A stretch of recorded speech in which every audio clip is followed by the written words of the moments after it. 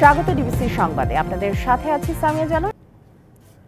২৭তম BCS এ নিয়োগ বঞ্চিত ১,১৩৭ জনের চাকরি ফেরত দেওয়ার নির্দেশ দিয়েছে আপিল বিভাগ। প্রধান বিচারপতি ডক্টর সৈয়দ রেফাত আহমেদের নেতৃত্বে ৫ বিচারপতির আপিল বেঞ্চ এই নির্দেশ দেয়। আদালতে আবেদনকারীদের পক্ষে শুনানি করেন জ্যেষ্ঠ আইনজীবী ব্যারিস্টার সালাউদ্দিন দোলন। রাষ্ট্রপক্ষে শুনানি করেন অতিরিক্ত অ্যাটর্নি জেনারেল ব্যারিস্টার অনিক আর হক। রায়ের রিভিউ চেয়ে ১,১৩৭ জনের পক্ষে ১৪০ জন গত বছর পৃথক আবেদন করেন। শুনানিয়ে গত বছরের ৭ই নভেম্বর আপিল বিভাগ লিভ টু আপিল মঞ্জুর করে আদেশ দেয়। এর ধারাবাহিকতায় পৃথক ৩টি আপিলের ওপর শুনানি হয়। ১/১১ সরকারের সময় ২৭তম বিসিএস এর দ্বিতীয় মৌখিক পরীক্ষার সিদ্ধান্ত নেওয়া হয়। ১,১৩৭ জন চূড়ান্ত সুপারিশের পরও চাকরিতে যোগ দিতে পারেননি।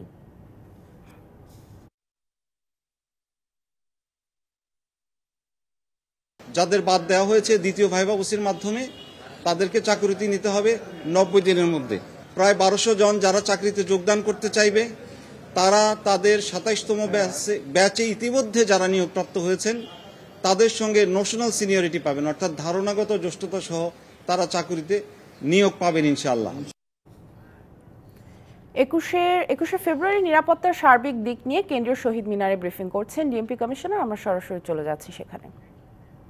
যারা আসবেন তাদের প্রতি বিনীত অনুরোধ, ওনারা যেন নিজেদের নিরাপত্তা, ওনাদের মোবাইল, মানি ব্যাগ এবং অন্যান্য ভ্যালুয়েবলস যা থাকবে সেগুলার দিকে সতর্ক দৃষ্টি রাখেন। নিরাপত্তা ব্যবস্থা ৩-৪ স্তরে নেওয়া হয়েছে এবং আজকে সন্ধ্যায় প্রথমে ৫টায় এবং পরবর্তীতে রাত্র ৮টায় ঢাকা মেট্রোপলিটন পুলিশের অফিসার এবং ফোর্স নিয়োজিত থাকবে এবং আগামীকাল বেলা ২টা পর্যন্ত আমাদের ফোর্স এবং অফিসাররা পুরো এলাকার নিরাপত্তার দায়িত্ব থাকবেন। এখন পর্যন্ত আমরা নিরাপত্তা সংক্রান্ত কোনো আশঙ্কা দেখি না। এই ব্যবস্থার ভিতরে metal detector, archway checking, manually দেহ তল্লাশির ব্যবস্থা থাকবে। কোনরূপ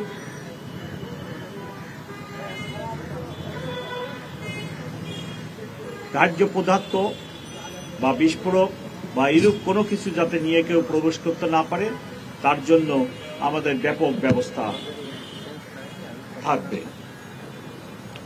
আপনারা জানেন প্রচুর লোক সমাগম হয়, সেই জন্য সবাইকে ধৈর্য ধারণ করতে হবে। ২১শে ফেব্রুয়ারি নিরাপত্তা ব্যবস্থা নিয়ে ব্রিফিং করছিলেন ডিএমপি কমিশনার। আমরা সরাসরি যুক্ত ছিলাম সেখানে। চলে যাচ্ছি পরবর্তী সংবাদে। জুলাই আগস্ট গণহত্যা ও মানবতা বিরোধী অপরাধের অভিযোগে সাবেক আইজিপি চৌধুরী আব্দুল্লাল মামুন, সাবেক সেনা কর্মকর্তা জিয়াউল আহসান এবং ৮ পুলিশ কর্মকর্তাকে আন্তর্জাতিক অপরাধ ট্রাইব্যুনালে হাজির করা হয়েছে। বৃহস্পতিবার সকাল 10টার দিকে প্রিজন ভ্যানে করে তাদের ট্রাইব্যুনালে হাজির করা হয়। যাদের হাজির করা হয়েছে তাদের মধ্যে আছেন সাবেক পুলিশ প্রধান চৌধুরী আব্দুল্লাল মামুন, এনটিএমসির সাবেক মহাপরিচালক অবসরপ্রাপ্ত মেজর জেনারেল জিয়াউল আহসান। এছাড়া আরও হাজির করা হয়েছে ঢাকা জেলার সাবেক পুলিশ সুপার আব্দুল কাফি, মিরপুর ডিএমপির সাবেক ডিসি জসিমউদ্দিন মোল্লা, ঢাকার সাবেক অতিরিক্ত পুলিশ সুপার শাহিদুল ইসলাম, যাত্রাবাড়ী থানার সাবেক ওসি আবুল হাসান, গুলশান থানার সাবেক ওসি মাজহারুল হক, ঢাকা উত্তর ডিবির সাবেক পরিদর্শক আরাফাত হোসেন, সাবেক পুলিশ সুপার মহিউদ্দিন ফারুকি ও বরিশাল রেঞ্জের সাবেক অতিরিক্ত পুলিশ সুপার আলেপুদ্দিন।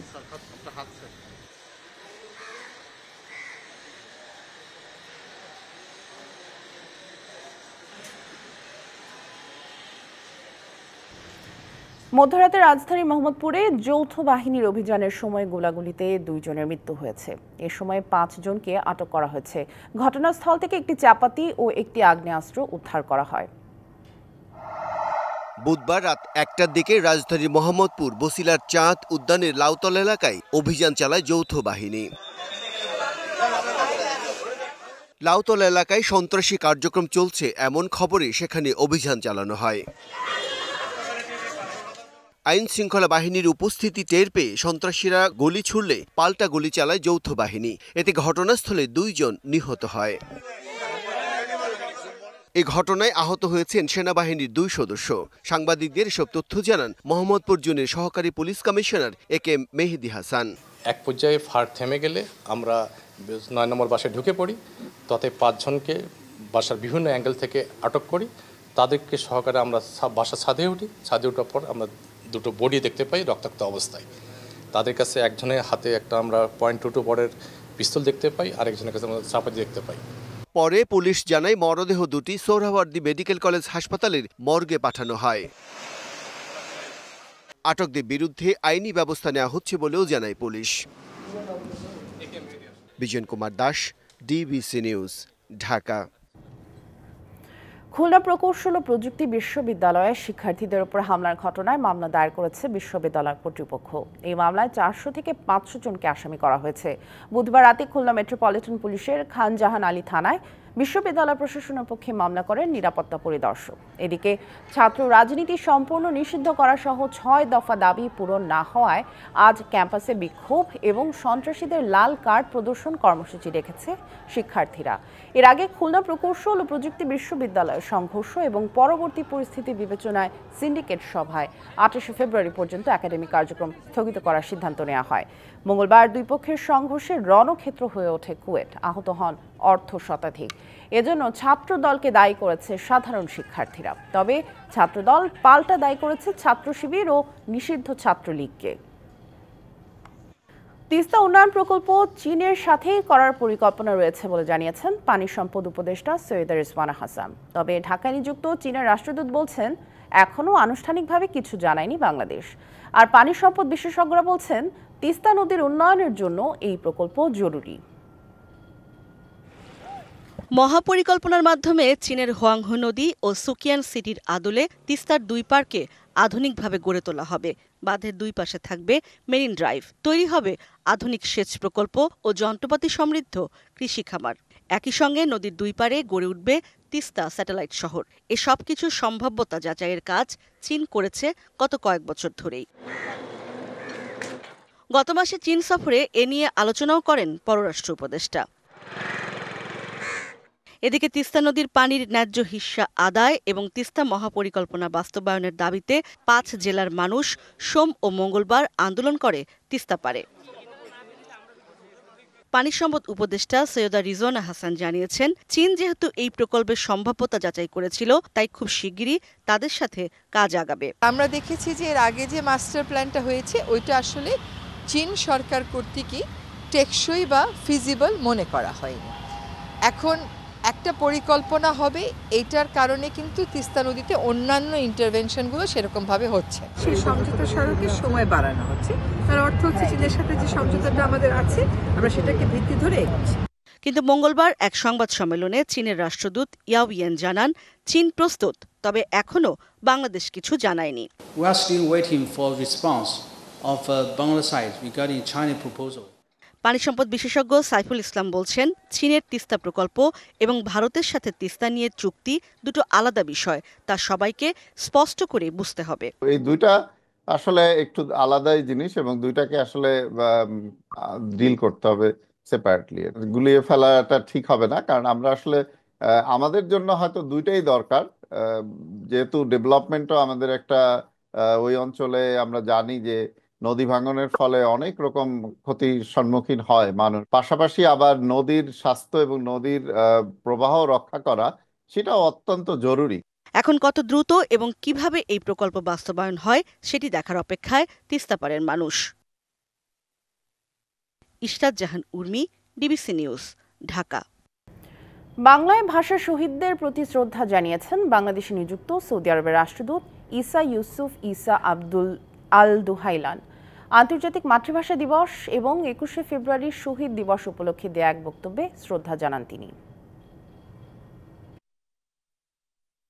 মহান মাতৃভাষা দিবসে আমি বাংলাদেশের জনগণকে আন্তরিক শুভেচ্ছা জানাই। আমি বাংলাদেশের সমৃদ্ধ সাংস্কৃতিক ঐতিহ্যের প্রতি শ্রদ্ধা জানাই এবং বাংলাদেশের অগ্রগতি, সমৃদ্ধি ও স্থিতিশীলতা কামনা করি। এই দিনটি বিশ্বব্যাপী সকল মাতৃভাষা সুরক্ষায় অনুপ্রেরণা হয়ে থাকুক। দেশের 41টি ভাষার মধ্যে 14টি হারিয়ে যাওয়ার পথে। কোনো ভাষা টিকে আছে মাত্র 2 জনের মুখে, আবার 6 জনের মুখে টিকে আছে সারা বিশ্বের একমাত্র ভাষা। বিশেষজ্ঞরা বলছেন, ক্ষুদ্র নৃগোষ্ঠীর এসব ভাষা টিকে রাখতে রাষ্ট্রীয় যথাযথ পরিকল্পনা না থাকায় তৈরি হয়েছে এই পরিস্থিতি। এভাবে চলতে থাকলে আরও অনেক ভাষা হারিয়ে যাওয়ার শঙ্কা তাদের। দুই বোন ভেরোনিকা কেরকেটা ও ক্রিস্টিনা কেরকেটা, একজনের বয়স 80, আরেকজনের 75। মৌলভীবাজারের শ্রীমঙ্গলের এই দুই বৃদ্ধা মারা গেলে বাংলাদেশ থেকে হারিয়ে যাবে খারিয়া নামের ভাষাটি। কারণ দেশে এই ভাষায় পুরোপুরি কথা বলতে পারেন শুধু এই দুইজনেই। লাগে মনটা থোড়া দুঃখ লাগে, শালা আমি বলতে পারি, অন্য এই যে আমার ছেলেই বলতে পারে না, আর কি করে বুঝাই তারে। আমরা যা পারি দুই বোনেই পারি। আমাদের এই যে ছোট ছোট নাতি আছে, আমরা কিছু কিছু সময় আলাপ করি তাদের সঙ্গে। আমাদের নাতিগুলা বুঝতে পারে, আমাদের ভাষা কথা বললে এরা হাসে। আরেকটি ভাষা রেংমিটচা। এই ভাষায় সারা বিশ্বে কথা বলতে পারাদের মাঝে বেঁচে আছেন মাত্র 6 জন, যারা থাকেন বান্দরবানের আলীকদম ও নাক্ষংছড়িতে। এই 6 জন মারা গেলে পৃথিবী থেকেই হারিয়ে যাবে রেংমিটচা ভাষাটি। রেংমিটচা ঠং রেংমিটচা প্রেন সুমগম নিংবো লাইক রেংমিটচা ঠং নম প্রেন না দলে হিনাং হিতকে জামকম দুকো থুই মা তো খোলের প্ল্যান মা যেতে খোতে মিতাং প্ল্যান। এই 6 জন না থাকলে কিন্তু বাংলাদেশ থেকে পুরো রেংমিটচা ভাষা হারিয়ে যাবে, এটা কিন্তু খুব খারাপ লাগছে। ভাষার জন্য প্রাণ দেয়া এই দেশে এমন করুণ পরিণতি অনেক ভাষার। গবেষণায় দেখা গেছে বাংলাসহ মোট 41টি ভাষার মধ্যে 14টি ভাষাই এভাবে হারিয়ে যেতে বসেছে, যার প্রায় সবই ক্ষুদ্র নৃগোষ্ঠীর। নির্ধারিত ভাষার লোক কমে যাওয়া, মাতৃভাষায় পড়াশোনার সুযোগ না থাকা, ব্যবহারিক জীবনে প্রয়োগের সুবিধা কম এবং সচেতনতা না থাকায় হারাতে বসেছে এসব ভাষা। তো মায়ের কাছ থেকে যে কথাবার্তা আমরা ছোটবেলায় শুনি, এরপরে 5 বছর 6 বছর পরে আমরা যে লেখাপড়া করি, এখানে কিন্তু আমাদের ভাষা নেই, মাতৃভাষা কোনো চর্চা নেই। তো যদি লিখিত রূপ দেওয়া যায়, এমনকি পিওর ভাষা, আমাদের ভাষাগুলো তো মিশ্রণ হয়ে গেছে, এই ভাষাগুলো যদি আমরা অনায়াসে এখন আমরা ব্যবহার করতে পারি, তাহলে এটা আমার মনে হয় সংরক্ষণ হবে। বিশেষজ্ঞরা বলছেন, ক্ষুদ্র পরিসরের ভাষাগুলোকে টিকিয়ে রাখতে রাষ্ট্রীয় কোনো পদক্ষেপই যথাযথ ছিল না। আমরা অতীতে দেখেছি যে কিছু পদক্ষেপ নেওয়া হয়েছিল মাতৃভাষায় প্রাথমিক শিক্ষার, কিন্তু সেইটাও আন্তরিকভাবে বাস্তবায়ন করা হয়নি কোনোভাবে হোক। এই ভাষাগুলোর প্রতি কে মনোযোগী হবে, কেন হবে, কিভাবে হবে, এরকম অনেক প্রশ্ন আমাদের সামনে চলে আসে। এখন পিছিয়ে পড়া জনগোষ্ঠীর মাতৃভাষার উন্নয়ন, মাতৃভাষার মাধ্যমে শিক্ষার উন্নয়ন, এ বিষয়ে কোনো ইতিবাচক পরিবর্তন বা কোনো ইতিবাচক কিছু দেখছি না। আন্তর্জাতিক মাতৃভাষা ইনস্টিটিউট বলছে, এসব ভাষা টিকিয়ে রাখতে শিক্ষায় সম্পৃক্তের পাশাপাশি নানা পরিকল্পনা নিচ্ছেন তারা। বাংলাদেশে 14টি ভাষা বিপন্ন অবস্থায় আছে, তার মধ্যে কিছু কিছু ভাষা আছে অধিক বিপন্ন, একটা আইসিইউতে যাওয়ার মতো অবস্থা। সেই ভাষাগুলো নিয়ে আমরা কাজ করছি, বিশেষ করে পাত্র, কন্দ, রেংমিটচা, খাড়িয়া, আমরা এই ভাষাগুলো ডকুমেন্টেশনের কাজ করছি। 8টা ভাষা মাত্র লিপি আছে, আর বাকি ভাষা নাই। তার মানে যে ভাষা লিপি নেয় ওই ভাষা তো আসলে ওই অর্থে চর্চা হচ্ছে না। ইউনেস্কোর তথ্যমতে প্রতি 14 দিনে সারা বিশ্ব থেকে হারিয়ে যাচ্ছে একটি করে ভাষা। এই অবস্থা থেকে উত্তরণে ক্ষুদ্র নৃগোষ্ঠীর ভাষা রক্ষার গুরুত্ব বাড়ানোর আহ্বান সংশ্লিষ্টদের। মনিরুল সোহাগ, ডিবিসি নিউজ, ঢাকা। 25 বছর ধরে মৌলভীবাজারে মণিপুরি ভাষার প্রশিক্ষণ দিচ্ছেন কন্থৌজম শিল্পী নামে এক শিক্ষিকা। মাতৃভাষার বিলুপ্তি ঠেকাতে তার উদ্যোগের জন্য পরিচিত হয়েছেন ভাষার ফেরিওয়ালা হিসেবে। বাড়ি বাড়ি কিংবা স্কুলে স্কুলে নয়, তার শিক্ষা কার্যক্রম ছড়িয়ে পড়েছে অনলাইনেও। বিলুপ্তি ঠেকাতে মণিপুরি ভাষাকে প্রাথমিক পর্যায়ে অন্তর্ভুক্তির দাবি জানিয়েছেন সংশ্লিষ্টরা।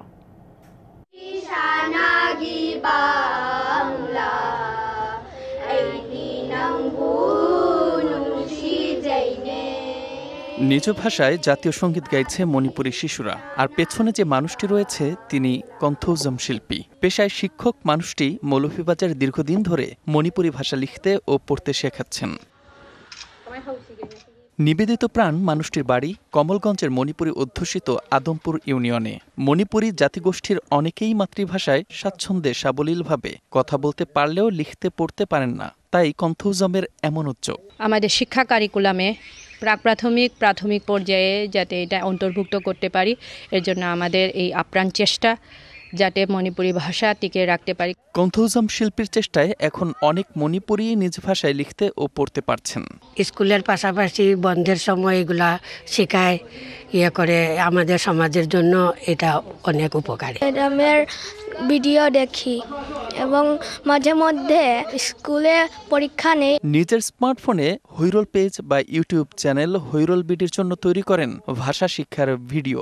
এছাড়া হকতিয়ার খোলা গ্রামে বৃন্দারানী সিনহার প্রতিষ্ঠিত ভাষা প্রশিক্ষণ কেন্দ্রে পরীক্ষকের দায়িত্বও পালন করেন শিল্পী। মণিপুরি ভাষার সম্পর্কে যখন প্রয়োজন হয় একে সহযোগিতা করে আমরা এই ভাষাটা যাতে বিলুপ্তি না হয়, দিনে দিনে প্রচারিত হয়। মণিপুরি ভাষা চর্চার সংকট কাটাতে সরকারি উদ্যোগে সংরক্ষণের কথা জানালেন এই সাহিত্যিক।